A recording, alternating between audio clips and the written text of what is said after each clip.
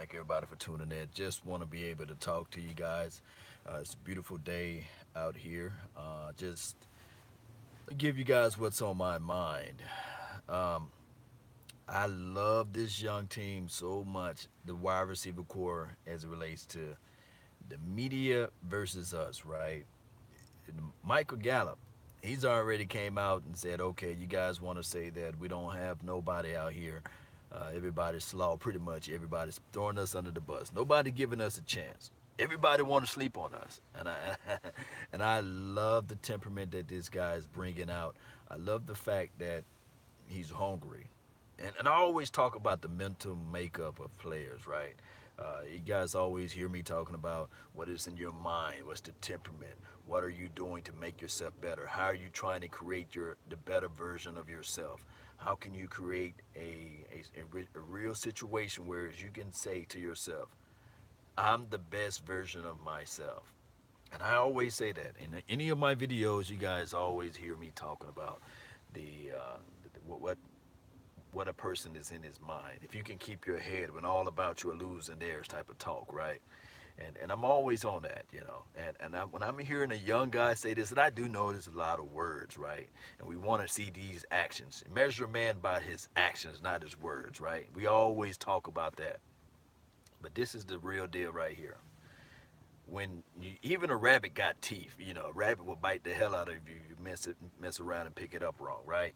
So the reason why I'm saying this is that everybody is talking about the Cowboys wide receivers trash, the quarterback is trash, um, the coaching staff is trash. But guess what? There's something that's the one element that we fail to realize, and that one element is this right here: continuity. Jason Garrett been here for a while. Jerry Jones trusts Jason Garrett. So at this point in time, Scott Linehan, everybody is now focusing on changing the offense up because you will not see the same offense from 2017. You will not see the same offense from 2016 nor 2015. Because here's why: there's no Jason Witten out there.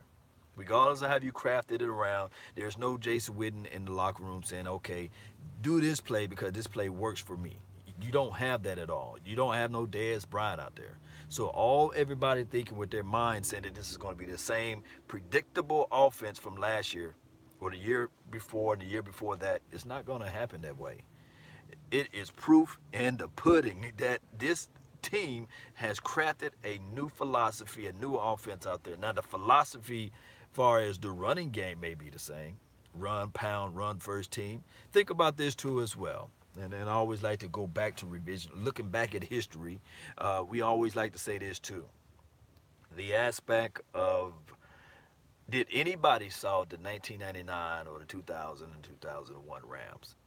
Anybody saw that team coming? Did anybody know that that team was coming about? The greatest show on turf. Everybody knew what Marshall Faulk was when he played with the Colts, but when he went to the LA, well, I guess it was the St. Louis Rams at that time. Nobody really predicted that a Kurt Warner was just going to just come out there and just push and elevate his team to the way they played. We knew that Isaac Bruce was everybody too as well out there. He was like a poised wide receiver, Torrey Holt and all those guys. I think Isaac Holt, whatever the guy's name. I think it's Torrey Holt. I think that's his name. But the greatest is about what, almost 20 years ago now. But that team, the greatest show on turf, nobody saw that team coming. Nobody saw when the Ravens drafted Ray Lewis how he alone was going to elevate that whole team. And we do understood what Jamal Lewis was doing, right? That running back. These are teams that come out of the wood shop, out of nowhere, just come out and just say, okay, there's a change in philosophy, there's a change in the temperament of the organization, there's a change in the team format. Now, sometimes you will see a team that is eventually going to win a Super Bowl, but you have to put in your mind how these pieces going to come together. For example, we already knew that the Patriots going to eventually win a Super Bowl, even when they was in the late '90s towards the latter part of their, I guess their realm or the latter part of the Cowboys' last age of just winning everything. Right? We saw that. We knew that Brett Favre was going to eventually win a Super Bowl when we saw his skill set and his playing ability, what he was able to do out there on the field, things like that. So we saw those things because we can see that okay, eventually this guy's going to get this, eventually he's going to get that, and what it took for I can really go. I'm going way back. Let me just go. This is like me going all the way back. This, like I said, this is unscripted or anything like that. So I'm just giving you guys what's on my mental. And I'm talking about this right here. When you're talking about our team versus the media, or media versus the Cowboys, this is the thing. We knew. I'm going all the way back. So guys, give me time to go all the way back on this. The Denver Broncos. This is I'm talking about the late '90s Denver Broncos. They had a guy named John Elway. John Elway was the guy that never could win the big games. I mean, for crying out loud, he let the stinking Washington Redskins just beat them down. Doug Williams is throwing a ball around, just tossing it all over his team. But people always had the notion if you put a better philosophy around John Elway, he can eventually win one. So teams back in those days, because they don't play for the Cowboys, they had a better understanding of patience, and we don't have that in this day and society. Everybody have like a fast food mentality. Everybody have a fast food mentality. Everybody want the food to come out right then and there at the snap of their finger, right? But John Elway, they had to craft a running back around him, right? And they had to craft some good defensive players around him. And then he eventually won the Super Bowl, a la the last, was it 1999 or 2000? Whenever he won the Super Bowl, I think he won back to back or something like that. So I'm saying all this, and then the Green Bay Packers were the same way. They knew what they needed to had to be done, but they had to get a running back to help Brett Favre out. They had to minimize his chances of throwing the ball into double coverages and throwing the ball crazy. And they had a good coach too as well. I'm gonna move past all the other stuff that I was gonna bring up, but this is the thing: we already have that running back in place. We don't have to really go out and say, okay, now we have to figure out putting a running back around Dak Prescott in order for him to win. We already have a running back in place. Ezekiel Elliott, he's hungry. He had the tenacity. He had the mind, the temperament. He had a fortitude to put himself in a position to say, I'm not going to revert to myself what I did last year. I put this team in a horrible situation. I compromised this team. So, with that being said, now I have Ezekiel Elliott. The Cowboys already made plans to have a backup running back for him in the midst of they're going to use the hell out of Ezekiel Elliott, but now they have a backup running back. You got the Rod Smith, who is a finisher of runs, right? And now uh, you have the Bo Scarborough. He's a finisher of runs, and I do know he have yet to play down in the National Football League. That's why they went and got a Jackson, Darius Jackson, so he can help alleviate the, I guess, quote unquote, heavy doses of practice use during this offseason. Then they have a Jameis Olawale, who's not as much of a guy that you would say that he's gonna make every play that Ezekiel Elliott can make, but he's pretty much in my eyes a poor man's Rod Smith. And one can argue and say, okay, he's a better blocker in the backfield than Rod Smith, and we'll see how that goes about, right? And now we have the understanding too as well of what actually what Tavon Austin can do for this team. Tavon Austin, he's going to alleviate the pressure too as well. This Dallas Cowboys team is such a different team than it was last year without even playing a game. Meaning that now you have removed most of those distractions that was off the team. Not calling Dez Bryant and Jason Witten a distraction, but what I'm saying is, with that being said, is that now you have a team that everybody is going to have to realize and say to themselves, I have to push up my game in order for me to win, and I have to elevate this person's game in order for us to win. This is now the team that no one can say this guy over here that's playing the X position. He's already going to demand double coverage. Now, what's going to happen here come week one? They don't have tape on this guy. They don't understand what he's going to be able to do for this team. It's like the unknown of the unknown of the unknown with this team. And the media is already pointing fingers saying that this team right here is going to be horrible. This team don't have the known product, so they're not going to do anything. And they're getting this information and they're saying, oh, we practice and we sweat and we putting our skin on the line. and the media is taking us out of the picture before we even get into the frame. So this is what we're gonna have here. You're gonna have everybody upset. You already have an upset Ezekiel Elliott. You already have a Dak Prescott who's already said to himself, "I'm trying to let you guys know that I am a winner. I am proven. I took Mississippi State far beyond any other quarterback ever did in their whole entire existence of a program." And then on top of that, everybody's saying they already counted me out. They doubted me. There's nothing better in life when somebody doubts you and you're trying to prove them wrong, right? But at the time, but when you have the sure confidence within yourself, what makes this even better is that you know for sure that all I need is just a few pieces to help elevate this thing. And this is what the Cowboys are doing all this offseason. Look at the draft. We can look at the draft and say this right here. Although all the media is saying, okay, draft grade is C, D. I seen somebody just gave us a flat out F. But we drafted according to what we needed, not to what the media wanted. The media wanted to have another storyline. The media wanted to say, okay, the Dallas Cowboys drafted Calvin Ridley, Dez Bryant replacement. The Dallas Cowboys drafted Sutton, Corey Sutton, I think that's his name, the Dez Bryant replacement, Or the media tried to twist the aspect of when the Eagles went and drafted Dallas Goedert. The Dallas Cowboys wanted Dallas Goedert. That's not the case nor the scenario, you know. And now the media then put themselves in a corner. And now that they are in this corner, is already given that the Dallas Cowboys are not going to nowhere close to the playoff, not even winning over 6 games. They done already painted that brush, right?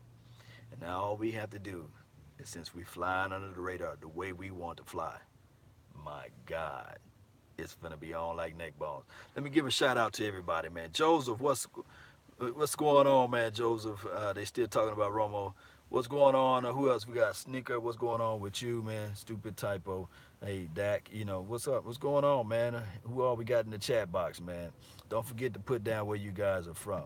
Maudley, man. What's up, man? Hey, I'm trying to keep it cool, man. What's up, J Mo? What's going on with you? Nation underscore. He's a nation underscore. Just got out of work, man. What's popping, man? Big. What's up, man? What's going on, man? Fort Worth. What's up, Dallas, Texas? Hey, this Vic G. We got Calvin Williamson in the house, man. 901 Cowboys Mafia. I made this track. Hey, man, shoot me those tracks, man. You know I love instrumentals and stuff like that. Cowboys, number one hated organization sports. That's when we talk Big Texas. Yeah, what up, man? Roy, Lake Charles. Yeah, that's what I'm talking about. Lake Charles, Roy. Hey, salute, man, from Killeen, Texas. That's where the base is at. Boy, know where the troops at, man. That's what I'm talking about. Hey, go Cowboys, Lionel. Joe. Hey, I appreciate you guys for loving the content, man. Hey, just trying to figure out the camera angle. It's just different setup for me, man. It's just different, so I'm trying to figure this thing out. But I'm saying all this to say that you see, I got my baby seat in the back, man. We really riding around tonight. We're gonna try to figure out somewhere to go out here in San Diego. Everybody's still mad at the Chargers and left, you know. But let me get back to the point of things, the fact of the matter. This is the thing, and I probably I apologize, guys. I just really not used to, talking on my cell phone like this. But neither here nor there. This team, go and watch Michael Gallup. I'm telling you, man, this kid got me crunk. And I have yet to see him play against NFL quality DBs or what have you. Now, of course, we can go back and watch the Alabama game, and he still kind of got 70 yards, and he still looked the same. He still looked explosive off his stance. His release was pretty great. He caught the 50-50 ball. He was able to get separation. So I saw that. And then on top of that, I'm not calling the Colorado quarterback the guy that can put everything on the money, but this guy can make adjustments to the ball while it's in the air. outside of injuries alone, I'm thinking that this kid is really going to step his game up, regardless of what the opposition say. And then Cedric Wilson. I mean, this is the thing too as well with him. His father played in the National Football League. His father is a Super Bowl champion receiver, wide receiver, played for the Steelers, whether or not he started or not. So his father can give him all the cheat codes to life and tell him like, hey, this is what you need to do. This is what the preparation is. This is what the big game moments feel like. This is what you have to do in order to win.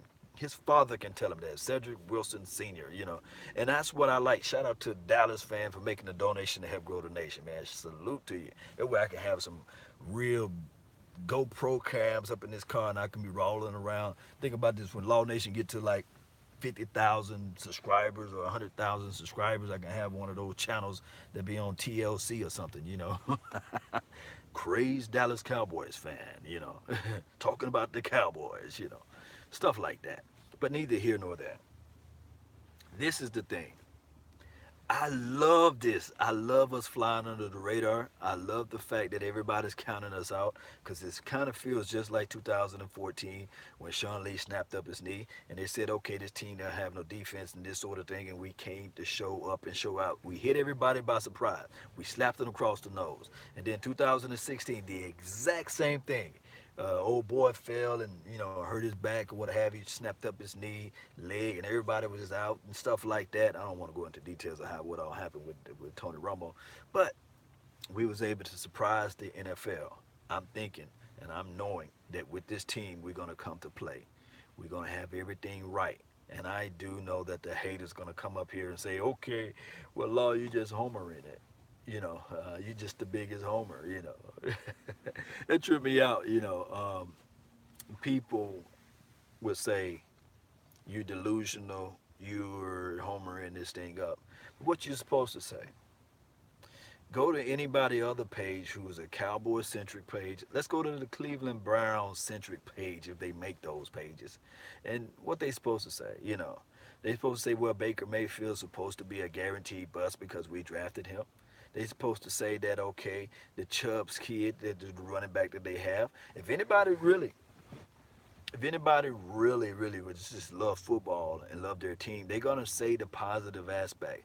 But still, I still be critical in critical moments. We still say to our team, last year was a horrible year, but these are the things that we needed to improve on.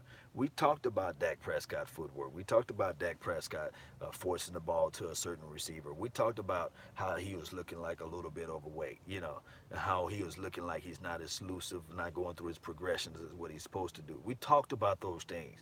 But if we don't continue to talk about those things, then all of a sudden we are homering this thing up. We talked about how the NFL and how Roger Goodell, trust me, if Reuben Foster don't get suspended at all, then I just want all of Cowboy Nation to shut the hell up, and I want everybody in the media to shut the hell up because this is if they don't see the the, the, the thing how they derailed this kid on some false information, you know.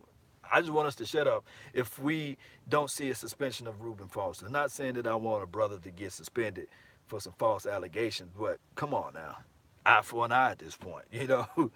But we'll look at the Cowboys organization, and just because we are upset about the way the NFL handled situations like Ezekiel Elliott, and just because we are spitting out the truth and the fact of the matter, is that all of a sudden we supposed to be delusional. Come on, we saw that with our eyes that the NFL tried to derail the Cowboys, and for the longhood, for this right here, this is the matter. We knew that when they was talking about Jerry Jones trying to say that he's gonna go fight toe to toe with the NFL. We know for sure that Jerry Jones was not gonna win this battle because of the fact that we was not getting holding calls. It was like he's on, he's going to play, he's not going to play. It was the exact same thing.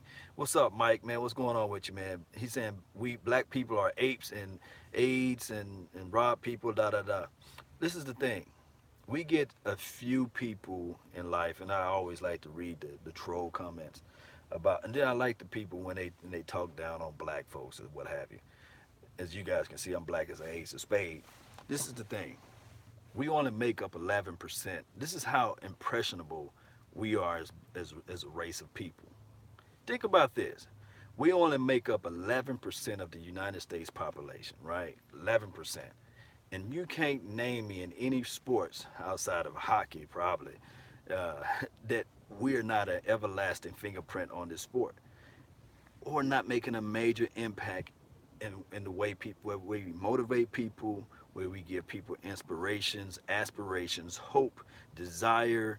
We push people. Now I do know that of course we do have some things out there that a lot of people have this thing called xenophobic. You know, they scared, they fear the unknown, and this whole situation with the national anthem and all this stuff.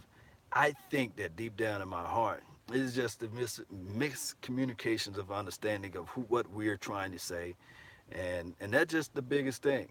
We as black people, we propel and push this United States, and in giving you guys collectively. I'm just talking about a collective stance because there's we make up 11% of the population in the United States, but 90, I'll say 90. Somebody will say 85, but it's 90% of the football sports that you love. 90% of the basketball teams that you love.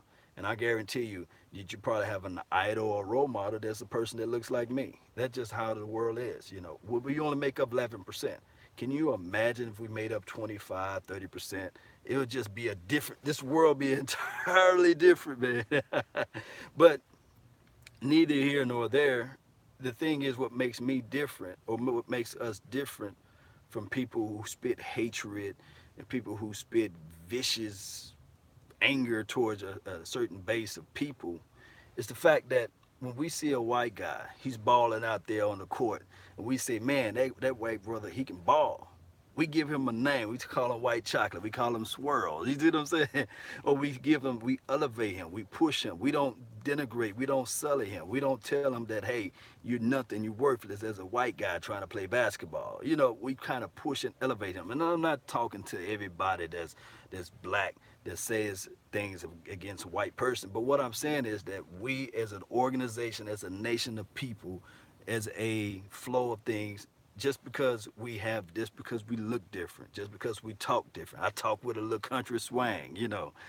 Just because I talk and I look different from you, you shouldn't feel the way you feel just because of that.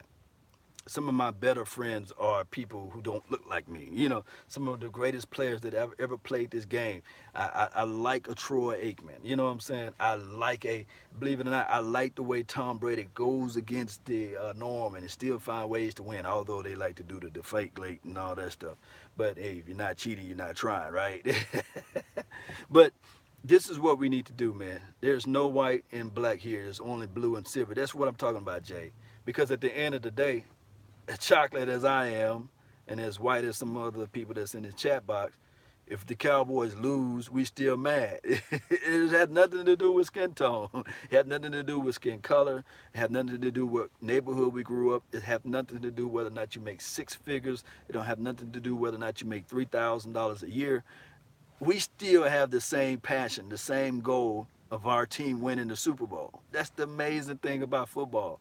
And then when you put PC into sports, it always clashes. It's kind of like talking like religion to your best friend, and you know your best friend doesn't believe in the same religion. It's always going to be an uneven situation. So what I'm saying is, let's just pump the brakes on all of the white black talk and all, and let's just talk about football. Let's talk about how we can elevate this team. You know, about how Michael Gallup can run a better nine route, or whether or not he can run his gives and goes, or whether or not he can get separation off the line, regardless of whether or not what color he is, you know, and regardless of what quarterback color he is too as well. Let's just talk about football. That's all the NFL had to do with the protests and stuff. We see that we'll never get everybody to agree on the same page just because of the simple fact that 85% of the league is such a feels such a way, and the fan base is pretty much 90% of, you know, is the other way. Let's just to go back to 2006, 2007, 2008, 2009 before all this stuff happened. Let's not give nobody a platform. And guess what? The fans will still be happy, and a segment of the football players will still be happy, and everybody be happy. We'll just be talking football. Oh man, D Law is over under 11.5 sacks. I think D Law needs to get right at 11.5 sacks or more. Um, yeah, Cody, what's up, man? Jerry, what's going on? Reese in the house, man. Hey, I'm trying to let you make it, Mike. Let me just go ahead and see, Mike. I tried to give you a chance, but now you're out. But this is all about what this is all about. We always like to give people chances, tries, and he's gone. Mike, you're out of here. You're out. All right, so Cody, what's up? Hey man, tell somebody to say bye, Felicia. Hey, it is what it is. Like Urban Cut, I tried, man. I tried, man. The other day I did the show, man. I was just getting off the plane, looking like like who did it and what for. Got the beard all nice, man. Man, I got to go to like a graduation ceremony. This is what brought me out to San Diego.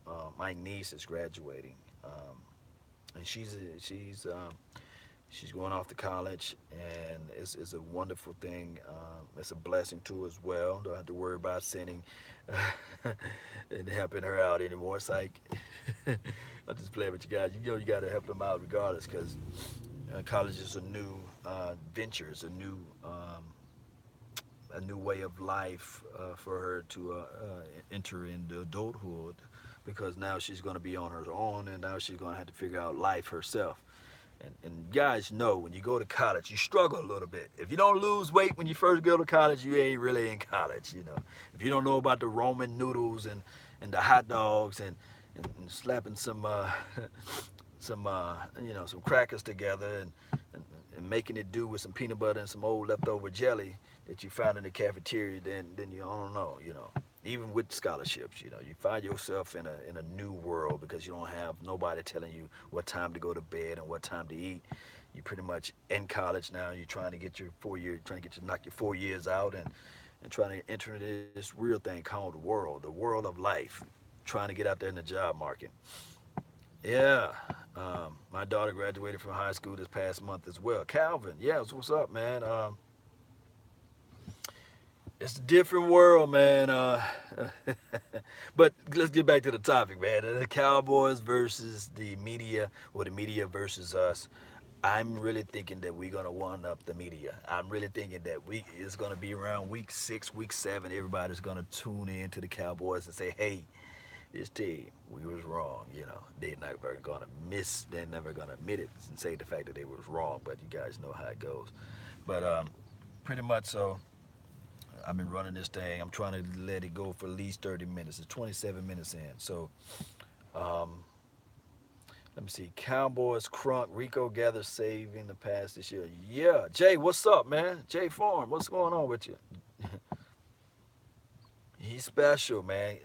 I'm really saying that Gallup is special. Somebody asked me and said, would inbox me and told me, who do he remind you of? And I don't want to say it right now. It's not a Cowboys player that he remind me of. He actually remind me of a guy that I'm not gonna say it. I do not want to jinx this guy, and I will say it after week 3, week 4. I will say it. Just remind you guys to let me say this, because the moment I say it, then everybody's gonna start putting himself into that arena. Whereas I want to give him time to prove that he belongs in that arena. But you guys can say, who do Michael Gallup remind you guys of? And oh man, let me know. Let me know who you guys think. Lance Swan, Sterling Sharp. You don't want to jinx him. Yeah, I do not. I do not want to jinx him. But you guys can say who Michael Gallup remind you of, and no, I'm really, yeah. Yeah, you guys can say that. Hey man, what did you? I can't can read that comment. Let me see if I can go back up. Yeah, I can do it this way. Hey man, why didn't you come to the draft? We had a blast. Yeah, Cowboys Crunk. Hey, I wanted to come to the draft, but I had pre-arranged commitments that I had to go to, and but I catch you guys around. I do know this season is long. and we can figure out a way to meet up at one of these games. I try to at least go to 1 or 2 games a year. So, and then since now that I'm in Dallas, I may go to 3 or 4 games. I don't know, depending on when I can find time, because time is my enemy. But let's get this thing going, guys. I've been talking for 30 minutes. Got to go back upstairs. Got to rally up everybody, and and we got to get loaded up and walk around in San Diego and see what's all around this city and go to this graduation. And it's weird, graduation on a Thursday. When I was growing up, graduation was on a Friday or a Saturday or something. And Saturdays were reserved because we had it on a Friday, and just in case if it rains, we had it on a Saturday. But these big cities like San Diego, I guess you got to have it on a Thursday. I'm from a small town where everybody making a donation to help grow the nation, man. Shout out to you, John.